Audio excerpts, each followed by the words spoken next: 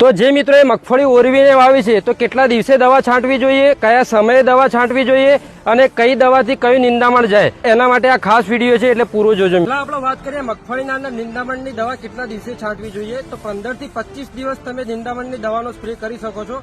એના પછી વાત કરીએ કયા સમયે દવા છાંટવી જોઈએ. તો સાંજના સમયે સૌથી બેસ્ટ રહેશે અને ભેજ પૂરતા પ્રમાણમાં હોવો ખૂબ જ જરૂરી છે. આપણે વાત કરીએ કઈ દવાથી કયું નિંદામણ મળે છે. તો તમારે આ ટાઈપનો બોકંદ છે મિત્રો, નાનો બોકંદ હોય તો ઇમેજા થાય પર 10% કામ કરશે અને કદાચ વધારે પડતો બોકંદ હોય તો ઇમેજા થાય પર 70% કામ કરશે. સાંકડા પાન વાળું નિંદામણ હોય, હોમો છે, તારુળિયું છે, જીપટી, તો કિઝાલોફોપ 5% અને વધારે પડતું તમારે નિંદામણ છે સાંકડા પાન વાળું તો કિઝાલોફોપ 10% કામ કરશે. એ ઇમેજા થાય પર 10% તે 70% ની સાથે તમે વાપરી શકો છો. અને ખેડૂતનો મેન સાથી જે ચિયાળ કહેવાય છે તો એના અંદર મગફળીના અંદર 52 ગ્રામ કામ કરશે, પણ એનું પરમિનન્ટ કોઈ સોલ્યુશન નથી મિત્રો. એટલે ચિયાળ પાછળ કોઈ વધારે પડતો ખર્ચો ના કરતા. મગફળીના અંદર 30 દિવસે તમારું નિંદામણ બળીને કમ્પ્લીટ થઈ જાય છે.